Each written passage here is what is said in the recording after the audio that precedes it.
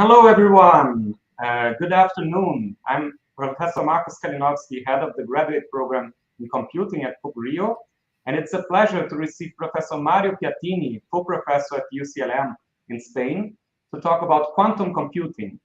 He's one of the most influential researchers in the area of software engineering and a pioneer on investigations involving quantum software development. Mario, thank you very much for being with us. The floor is yours. Okay, thank you. Antes de mais nada, gostaria de agradecer ao Departamento de Informática da PUC-Rio e ao professor Marco Kalinowski pelo convite para participar deste seminário. And now in English. We have prepared this agenda. We will briefly go over some basic concepts and summarize the state of the art in quantum computers and software. We will also explain our quantum experience to finally focus on the main challenges of quantum software development and conclusions. Industrial Revolution. Different industrial revolutions can be identified. The first revolution took place at the end of the 18th century thanks to the steam engine and the appearance of the telegraph, while the second can be placed in the first decade of the 20th century with the combustion engine powered by oil, electricity, the telephone, and the radio. This was followed by a third revolution brought by computers and the emergence of the internet. In the last 2 decades, we are witnesses another confluence of technologies, social network, mobile, big data, data analytics, cloud computing, artificial intelligence, blockchain, Internet of Things, Internet of Everything, which is causing a real digital transformations of companies and organizations. The next revolution, which comes from nanotechnology, biotechnology, genomics, and quantum computing, which is based on exploiting the properties of quantum mechanics, has already begun. Planck is the founder of quantum theory when in 1900 he discovered the constant that bears his name, used to calculate the energy of a photon. He proposed that energy is radiated in small units called quanta and not continuously. At this physics congress, several exception scientists met in Brussels. Beside Planck, Einstein, Bohr, Schrödinger, Dirac, de Broglie, Heisenberg, Madame Curie, Pauli, it was the highest concentration of gray matter per square meter in history. Many of those present would go on and to win the Nobel Prize.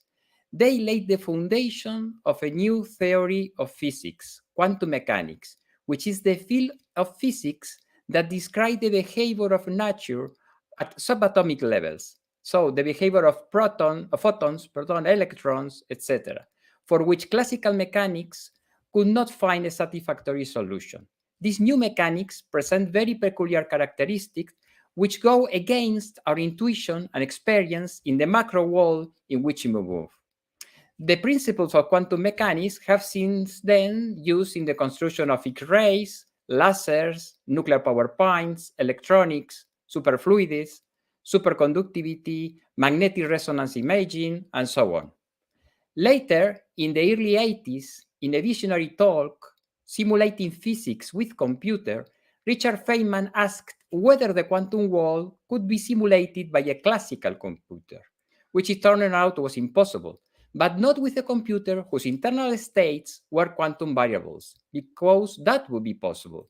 Also, Paul Benioff and Yuri Manin led the theoretical foundation of quantum computing, and David Deutsch proposed the universal quantum computer.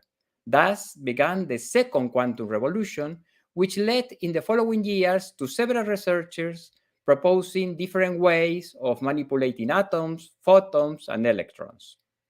In 1984, Bennett and Brassard proposed the first quantum cryptography protocol, which attracted the interest of security agencies and governments in the subjects. In the first half of the 90s, the first quantum algorithms were proposed. Deutsch and Jossa, it was the first demonstration that an algorithm could be solved more efficiently on a quantum computer. Shor, in 1994, working at Bell Labs, proposed an algorithm that reduces the execution time of integer factorization from exponential to polynomial time. As we know, integer factorization is one of the foundations of the RSA security, the today's leading cryptography system, which is why it goes such a stir. And also Grover proposed an algorithm that offers great advantages in searches and structured databases. In 1995, Juan Ignacio Cirac, who was professor at UCLM, and Soler proposed the construction of a quantum computer using cold ions confined in a linear trap and interacting with laser beams. And also, Monroe et al. In the same year demonstrated the operation of a control node quantum logic gate. On the other hand, proposals such as Kadowaki and Ishimori were made on quantum annealing for optimization problems, using quantum fluctuations with the same role as thermal fluctuations. From this date, the first quantum computers started to be built by IBM with Berkeley University, at Oxford University, Los Alamos, etc. And since 2015, there has been a growing interest in quantum computing because an important development in this decade is that quantum computing is started to be offered in a software as a service mode. These quantum computers not only make it possible to simulate nature, but also to run algorithms that require massive parallel computations, which are impractical for classical computers. In fact, 2 years ago, more or less, quantum supremacy was announced by Google. Quantum supremacy is a concept coined by Preskill to indicate the moment when a controlled quantum system can perform tasks beyond can be done in the classical world. In 2019, the great advantage that this type of computer can bring was demonstrated, running in 3 minutes and 20 seconds, an operation that would have taken the world's most powerful supercomputer at least 10,000 years. That's why there are thousands of interesting applications for this new type of paradigm. Economics and financial services, portfolio risk optimization, fraud detection, simulation and scenario analysis, financial crisis prediction, etc. Chemistry, simulation of complex molecules, discovery of new materials, design of molecules, etc. Medicine and health, drug discovery, disease detection, drug design, personalized medicine, prediction of therapeutic prescription, etc.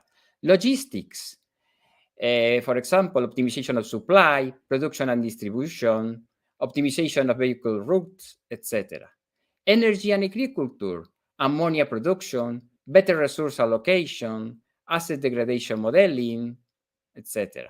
And of course, quantum computing has a fundamental impact on cybersecurity, quantum and post-quantum cryptography, and artificial intelligence, enabling very powerful uses of quantum machine learning, quantum deep learning, natural language processing, quantum natural language processing, and other artificial intelligence techniques. This figure shows the medium and long-term value for these different sectors, according to McKinsey, which predicts that quantum computing market could reach $1 billion by 2035. Now, let's review some basic concepts of quantum mechanics, as we probably won't have seen them in computer science studies. But if there are any physicists in the audience, please forgive me because I might be oversimplifying some concepts. And those of you who have seen Big Bang Theory or the Marvel movie series, you know about quantum already, and know that elementary particle levels, like Atman, everything changes. And also you know the multiverse, no?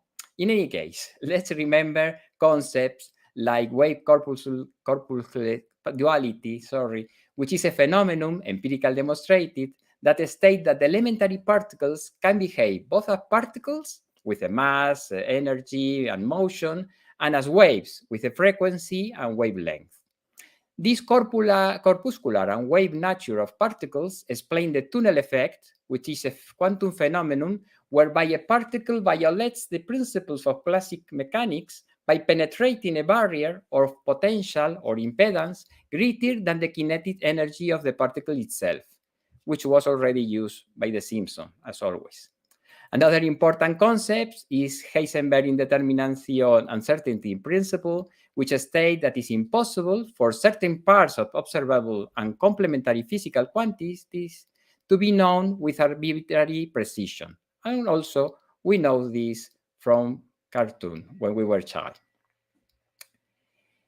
In other words, the more certainty is sought in determining the position of a particle, the less its linear momentum and hence its mass and velocity is known. Superposition. Quantum particles, and that is very, very important, can be in several states simultaneously. For example, in the famous case of the imaginary Schrodinger's cat experiment, alive and dead at the same time, until it's observed. And so the combination of live cat and dead cat loses coherence and transforms in a classical state. The cat is either alive or dead. It is well understood with closer example, I like very much this, when we go from a light switch, we turn it off and on, to another one that allows us to have many intermediate states, and perhaps until we go to the room to see if it's dark or not. The same happens when flipping a coin. It is a superposition of heads and tails, and the wave function of the quantum coin could be described as a wave sum of both states. When observing the coin, it can be only in one of the two states. Several interpretations have given to explain the superposition. The Copenhagen interpretation states that when a measurement occurs, the alternatives disappear. Another more suggestive one is the multiple universe interpretation formulated by Hugh Everett, which proposed that each event involves a ramification in time, and thus the famous cat would be alive and dead at the same time, but in different universes, which cannot interact with each other. At least in the Doctor Strange movie, perhaps this is not the same. Well, to finish this quick review of quantum mechanical concepts, there are only a few more concepts left. Quantum entanglement. Two particles can be linked in such a way that they share the same states, though they are miles apart. If it's to read a book, we could not read page by page, they would be blank, but the information could be found in the correlations between the pages. This is a property predicted in 1935 by Einstein, Podolsky, and Rosen in the formulation of the so-called EPR paradox as an argument against quantum mechanics, since the correlation predicted by quantum mechanics are inconsistent with the principles of local realism, which says that every particle must have a well-defined state without reference to another distant system. But entanglement is real and a fundamental resource of nature. A few decades later, quantum entanglement was demonstrated with different particles. A very important milestone in 2017 was the record set by performing a quantum teleportation of more than 1,400 kilometers in China using the MISSIU satellite. Quantum teleportation is a process in which quantum information is transmitted from one location to another sufficiently far away via a classical channel.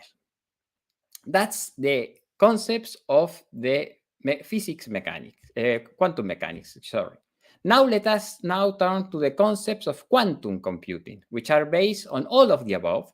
Just in classical computing, we have the concept of a bit that can take the value 0 or 1.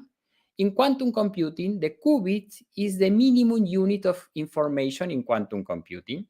Unlike the bit, which can only be in one of these two states, 0 or 1, the qubit can be in both 0 or 1 states simultaneously. This simultaneous superposition of two quantum states allows for large-scale parallel processing. In other words, the operational capacity of a quantum computer increases exponentially with size in number of qubits. This very interesting and free book I recommend you from the Inter-American Development Bank highlights, while when one bit we have one state, 0 or 1, with only 2, with 10 qubits, we have 1,024 simultaneous states. The state of a qubit can be seen as a point on a surface of a sphere, called a Bloch sphere. In this representation, the poles of the sphere represent the classical bits 0 or 1, and all the other points are the different possibilities that a qubit can take. A qubit is encoded using two grounded states of a quantum system represented by 0 and 1, which are two-dimensional column vectors. So the qubits will be in superposition of these states, which is represented like this in the Dirac notation, where alpha and beta are coefficients satisfying the normalization condition. These coefficients can be any number, not only integer or real, but also complex. So Scott Aronson, from a perspective based on the history of ideas, mathematics, logic, computation, philosophy, etc., states that quantum mechanics is a generalization of probability theory, that it could have been invented by mathematicians in the 19th century without any input from any experiment. This researcher, Scott Aronson, also points out that from an algorithmic point of view, quantum computing can solve problems of greater complexity than classical computing, more quickly and with saving in costs and energy. As we know, computational complexity theory classifies problems into classes. The most relevant classes are solved the P problems that can be solved in polynomial time on classical computers, rather deterministic Turing machines, and NP problems, non-deterministic problem in polynomial time. The power of quantum computers makes it possible to segregate a new category within the class of P-space problem called BQP, Bounded Error Quantum Polynomial Time, and which deals with the class of problems that can be solved by a quantum computer with a certain probability of error allowed. That's from the algorithmic point of view. Now, analogous to classic door operation, that's all we know, quantum gates can calculate also output states from input states, but the input states that can be, in this case, superimposed. Mathematically, they are unitary matrices that are applied by multiplying them by the state vectors. Perhaps one of the most well-known and the most interesting is the Hadamard Gate, which creates the superposition of two states from a given state. And with a combination of gates, we have this pentagram that are quantum circuits. Quantum circuits are created combining these different gates. Now we can pass to quantum computers. What is a quantum computer? Well, quantum computer is a computing device that stores information in objects called qubits and that transforms this information by exploiting some very special properties of quantum mechanics. Here you have a comparison between classical computer versus quantum computer. For example, you see that quantum answers are probabilistic, and also other characteristics that differentiates classical and quantum computers.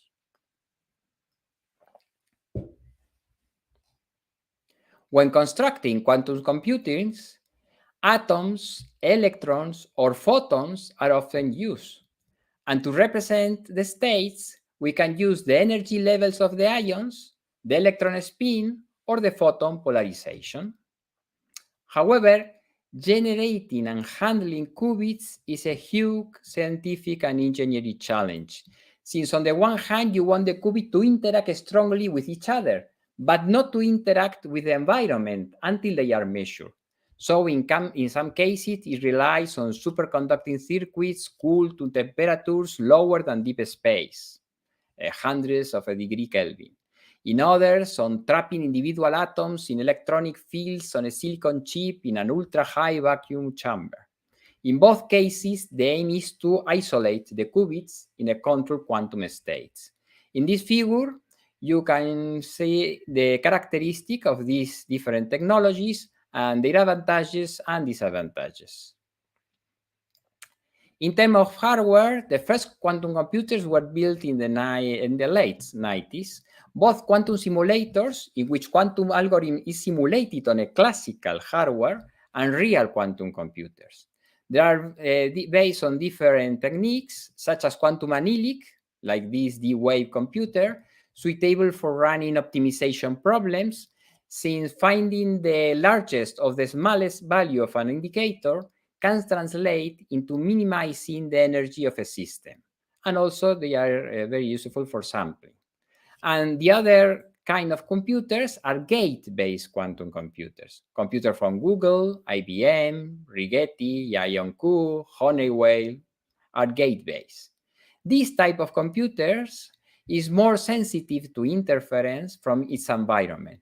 So in terms of reliability, we are currently talking about NISC, noisy intermediate scale quantum computers, which do not manage to eliminate all errors, so they must take into account the noise due to small changes in temperature or magnetic fields that can influence their results.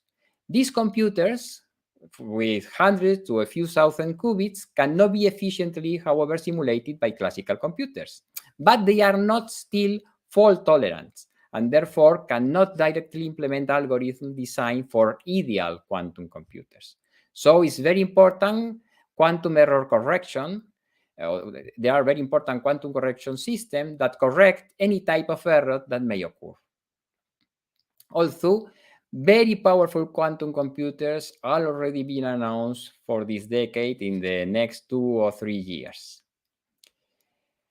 However, it should be borne in mind that most quantum computers currently have a hybrid architecture in which a classical computer acts as a master, controlling the quantum computer procedures and sending the appropriate instruction to the quantum computer, taking into account these aspects such as the execution times on the quantum gates or the coherence times of the qubits.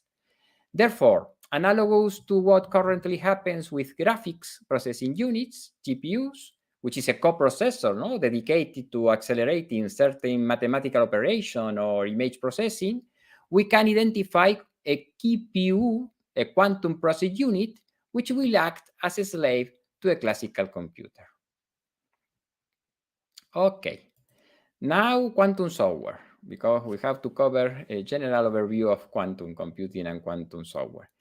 In terms of quantum software, we can say that there is a software tool change with all its input and output transformation that translate and optimizes application at different level of abstraction. And there are a lot of tools, more than 100 tools. There are design tools such as Quirk that are very useful for design circuits and simulate circuits. Also, there are different quantum programming languages that have been proposed, more than 50. Some follow the imperative paradigm, others follow the functional paradigm, or are multi-paradigm. Every 6 months, there are a new quantum programming language proposal. And also the major hardware and software vendors have complete stacks of environments and languages, as shown in the figure. Amazon also already offers a platform for quantum computing experiments. I hope you have enjoyed the webinar last week, but if you couldn't, you can here access the recorded workshop. And also, there are several quantum software development platforms. You have used also in the last week Quantum Path, but there are several other quantum platforms. And also, you have here the recording of the second day of the workshop of Quantum Path. But quantum mechanics, quantum hardware, quantum algorithm, quantum programming language are not enough. For, in our opinion, it's necessary a real quantum software engineering. We strongly believe that quantum computing will be also the main driver for a new software engineering golden age during these decades. As was a first golden age in the structured programming approach, object-oriented programming approach, the second golden age, and a third golden age, perhaps in DevOps or continuous software engineering, we will have a fourth golden age with quantum software.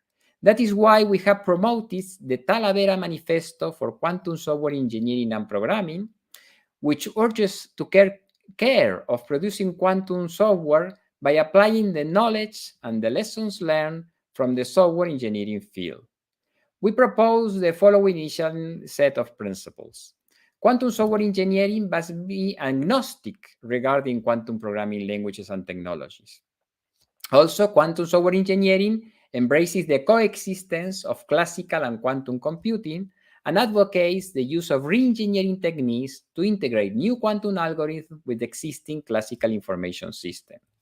Quantum software engineer also must facilitate the management of quantum software development projects delivering quantum software that fulfills the initial business goal and requirements, while at the same time ensuring quality, time, and cost. Quantum software engineering deals with evolution of quantum software, because quantum software should be maintained and evolve from inception to removal. Quantum software engineering also attempts to deliver quantum program with decidedly zero defects. We have to apply testing techniques to quantum program in such a way that most defects can be detected before the program is released.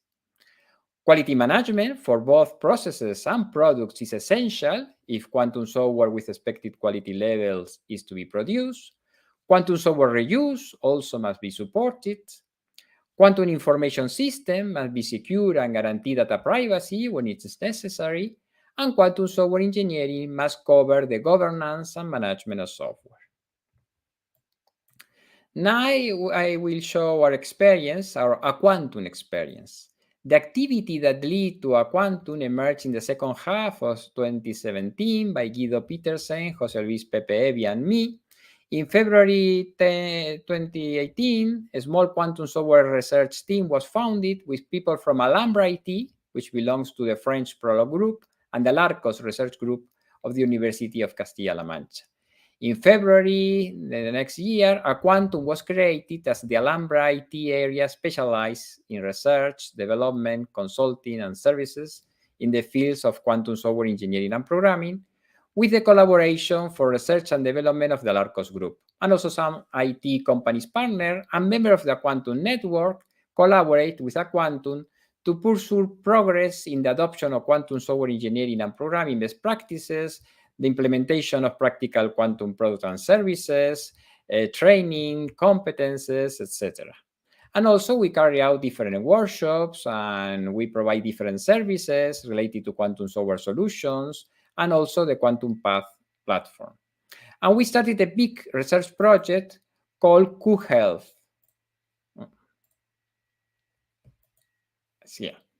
Q-Health is a quantum pharmacogenomics applied to aging.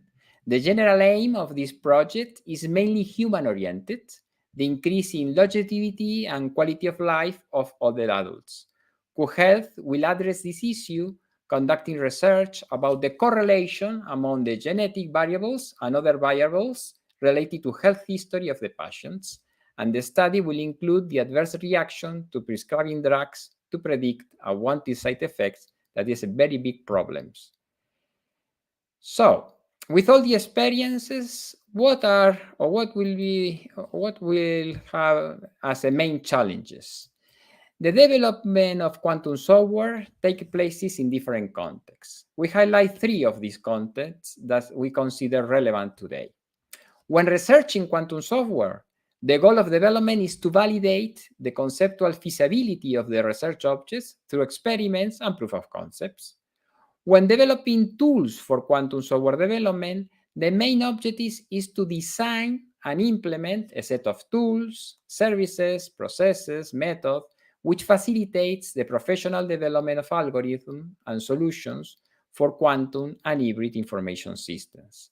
And when developing practical real-world solutions and applications, the goal is to efficiently design and implement a robust, scalable, etc., secure solution. So we have addressed several challenges.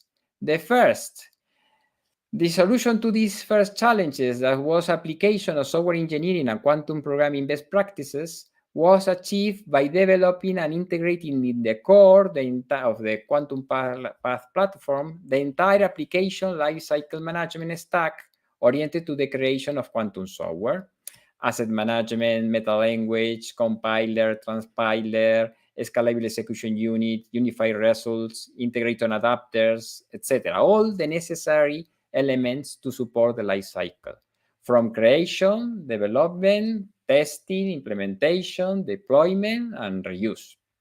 This ALM, or Application Lifecycle Management, provided by the core for the management of quantum project, will be enriched also this year with platform apps specialized in advanced lifecycle management, for example, in testing.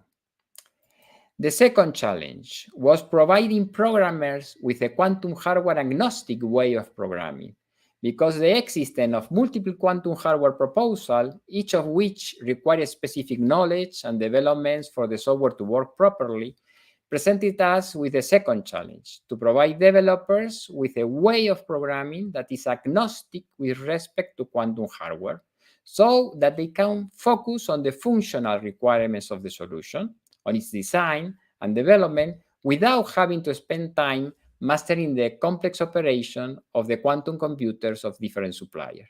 The solution to this challenge was achieved by designing and developing a powerful intermediate language that supports the development of native QPath quantum algorithm solution in a 100 agnostic way. The third challenge was to provide developers with an environment from which they can work with both gate-based and annealing approaches. Since quantum computing, we have already said, has two main technological approaches, gate-based model and quantum annealing, the goal was for the platform to support both approaches with the same general feature for both, so that developers can use the one they need or want without the need to work in two different development environments. The solution to this challenge was achieved by implementing automatic portability from an annealing-based solution to a gate-based solution transparently to the quantum software engineering. The fourth challenge was to be able to develop high-quality quantum software professionally without the need to know any particular programming language. Bearing in mind the solution about the knowledge and skills of quantum software developers, we thought it appropriate to look for solutions to develop quantum software professionally, but without the need for programming. The solution to this challenge was achieved by designing and developing a QAsset compositor, a QPath toolkit for the visual design of quantum algorithm solution, consisting of quantum gates editor, the annealing compositor, the direct code editor, etc. The fifth challenge was facilitating the development of integrated quantum classical hybrid software in a dynamic way. In our view, the quantum advantage will be achieved not only when quantum hardware powerful enough becomes available, but above all, as happens in the great historical leaps in the adoption of quantum computing, in society, when the exploitation of that quantum computing power on a large practical scale is achieved.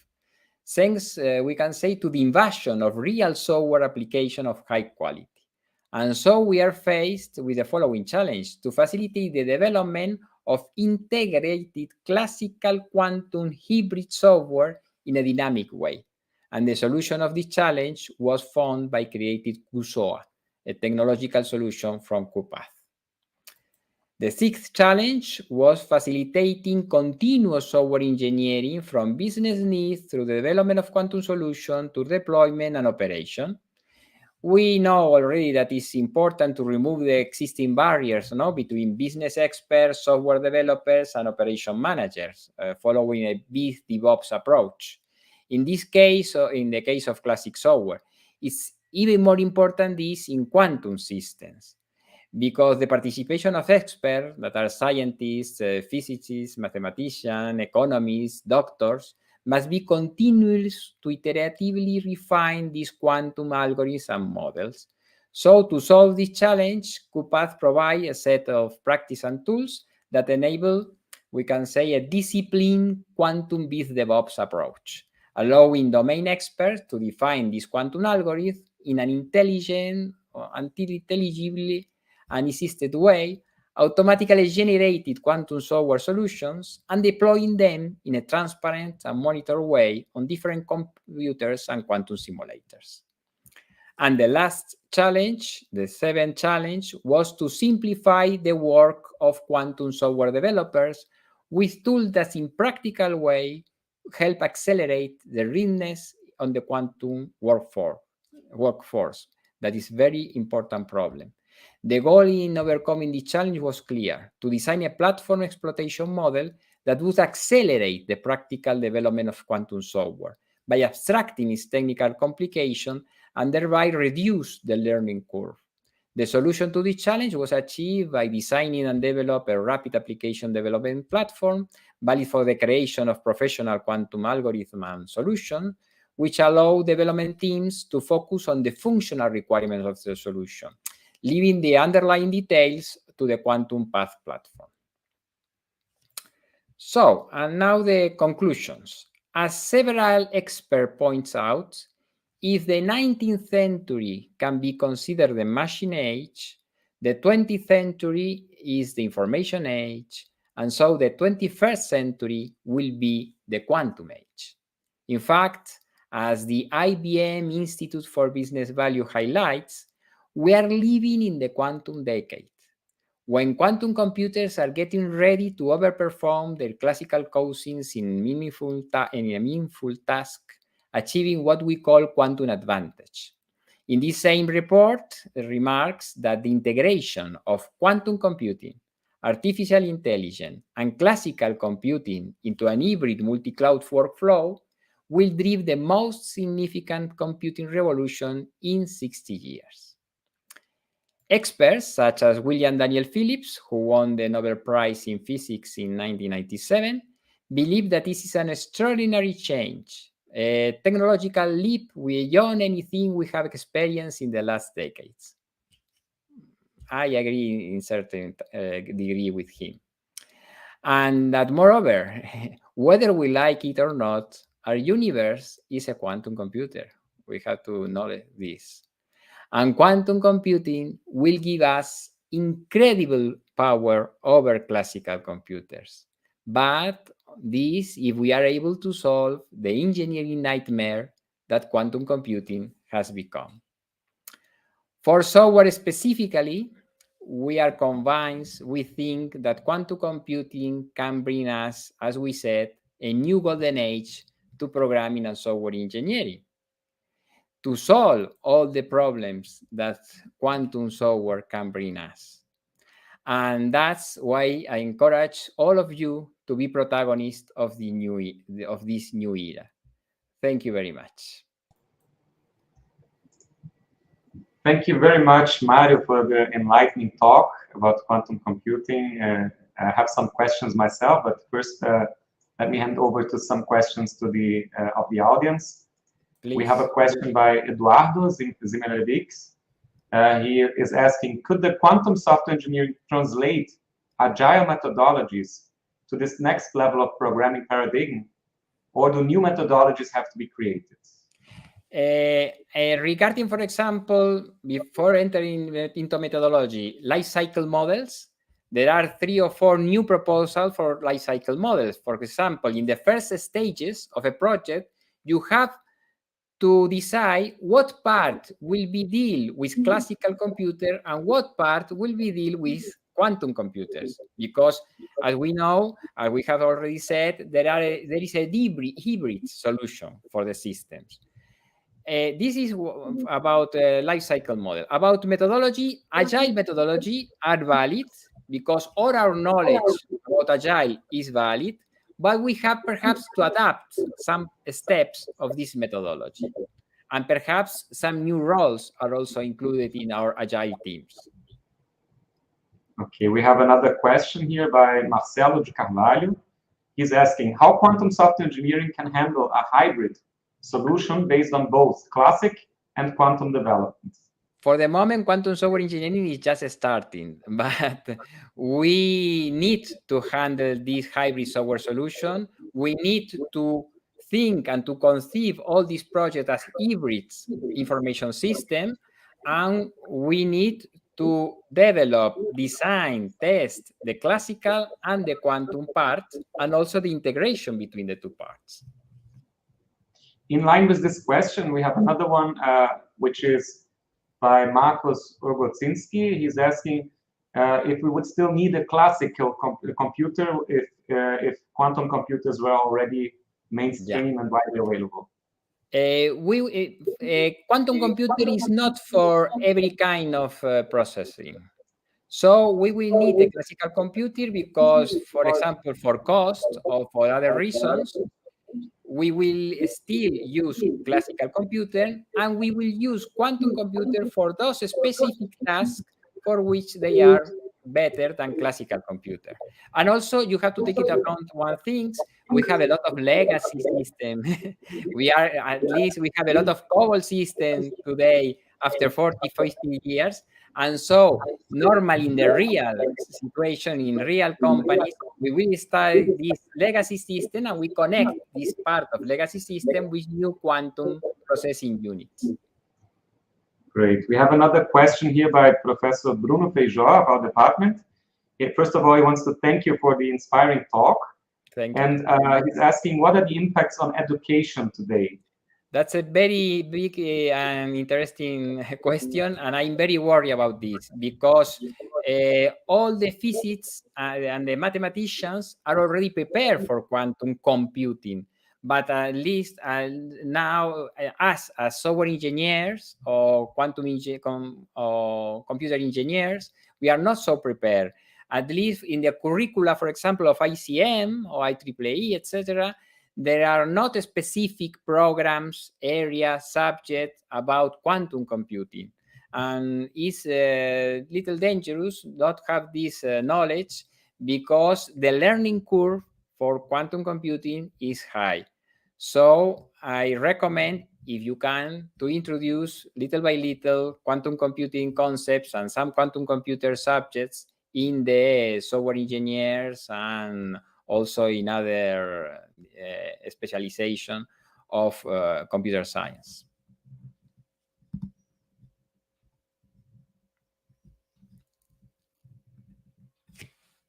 You are muted, Marco, I suppose. Excuse me, I didn't hear. I also have yes, I heard somebody mentioned an echo, so I muted myself and then I forgot to unmute. That happens. Sorry. But I also have a question by myself here regarding the application domains. Like quantum algorithms are supposed to provide speed ups over conventional software in several different application domains, such as quantum chemistry, optimization problems in logistics, financial, risk management, or even machine learning, material science, cryptography, and many others. And what is your perception on the suitability on different application domains? As part of a quantum, as you also provide consulting services on quantum software development to industrial partners, what are your perceptions on the demands and on application domains for quantum software engineering? For the moment, I think that, for example, banks and financial sector are the most promising sector for application of quantum computing. Also logistics. And in our case, we are very specialized on personalized medicine, because when you have to deal with thousands of variables about, for example, these genetic variables, health condition variables, and you have to mix all together, this is impossible for classical computing. So we need quantum computing. But I will need health, finance, logistics, and other perhaps areas are the most promising one. Great. We have another question here by Flavio Silva, and he's asking, as it is stochastic based, can we think about it providing deterministic results in the future? For the moment, what we do is to have hundreds of thousands experiment shots, and we calculate the result with these shots in quantum computers. Okay. Another question also regarding the differences between the gate model quantum computers and quantum annealing computers. Is there any advice on the difference? I know there's, of course, the paradigm is different for preparing the circuits and the programs, but is there which one of these two kinds of computers is more promising in terms of applicability, or how now applicability is most promising in annealing quantum computers, but they are reduced because they are reducing the focus on optimization problems, sampling problems. They are not general purpose quantum computers. But I suppose that in 5 or less years, the quantum gate-based computer also will be very promising. The most ideal things for us is that we have not to deal with these different architectures, and that all these architectures and types of quantum computer will be transparent for us. And I think us as software engineers, we have to work with this. No, we are used to work with models that abstract all these lower levels. I see. Actually, regarding these abstracting the lower levels, I would like to take a moment to talk about QPath also. As I understood, I took part in the workshop, in the hands-on workshop that you've organized, and it was actually a pleasant experience, and also very interesting to see how all these quantum devices are promptly available to us through cloud solutions based as Amazon Bracket, and how you can connect QPath to the Amazon Bracket. And as I understood the QPath, of course, I did not go in depth into it yet, but as I understood QPath, I see it as a provider agnostic low-code solution for quantum software development, like considering both the gates and the annealing part. And is this a correct interpretation? And also, are you aiming at people developing it like in similar to low-code approaches, that you can have people working, developing quantum solutions without coding and without the knowledge on programming? Or what are your expectations for the future on QPath? Yes, our expectation is that at least we don't lose all the advantages and all the lessons learned in classical software engineering. Because sometimes when we start a new area like quantum computing, we don't remember all the lessons learned. And so one of the lessons learned is that we need to be agnostic. We have to work at a higher structural level. We have to have automatic code generation. And so quantum path have all these characteristics, and so it's agnostic, it's a full quantum programming and development lifecycle platform, and also generates automatically all these quantum programming and also the details for all these quantum computer platform are transparent for the user. We have a message here from our dean, Professor Sidney Patsionik. He mentioned great talk. First of all, thanking you for the talk. Huge challenges in so many fields, and he also mentions that your talk highlights the need to increase interdisciplinary collaboration within universities, in particular at PUC-Rio, for which he serves as the dean of the technology and science. I want to insist, not only physicists, not only mathematicians, but also software engineering, we must participate and to be protagonists of this new era, because for us it's a big opportunity. Please be protagonists of this new era. There is one more question by LAMS PUC-Rio, which is a research lab at PUC-Rio. They are asking, branch and bound is a key algorithm for many relevant problems. How far are we from being able to make a quantum branch and bound application? Is it possible in theory? I am not an expert in quantum algorithm, but there are a lot of information about quantum algorithms. One of the problems is that we have also to train people to conceive these quantum algorithms. Okay. So I would like to take the time then to thank you once again for the talk. It was a pleasure having you with us. And lots of people in the chat also thanking you for the presentation. There's actually one more question that just since we still have some time, the question here by Flavio again. Is it possible to know if we are dealing using a simulator or a real quantum computer? No, if there is a good simulator or a real quantum computer, no, perhaps it's transparent to you, but in a real quantum computer, you will have a lot of noise that perhaps the simulator saves from this noise. And also there is a way to know this. A real quantum computer is very expensive. And a simulator, no. So perhaps this is the best way to know.